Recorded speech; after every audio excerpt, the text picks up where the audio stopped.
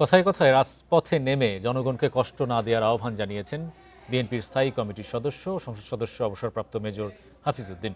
তিনি বলেন, রাজনীতিবিদরা দেশকে বিপথে নেয়ার চেষ্টা করলে জনগণ ঐক্যবদ্ধভাবে তা প্রতিহত করবে।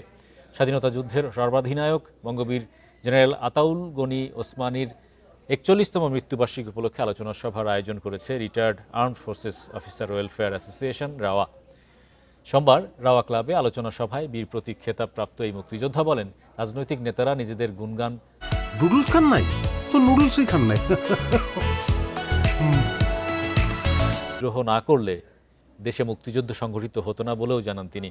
এ সময় ১২ই ফেব্রুয়ারি দেশের ইতিহাসে জনগণ সবচেয়ে সুষ্ঠু নির্বাচন উপহার দিয়েছে উল্লেখ করে মেজর হাফিজ সুষ্ঠুভাবে নির্বাচন পরিচালনা করায় সামরিক বাহিনীর প্রতিও কৃতজ্ঞতা প্রকাশ করেন।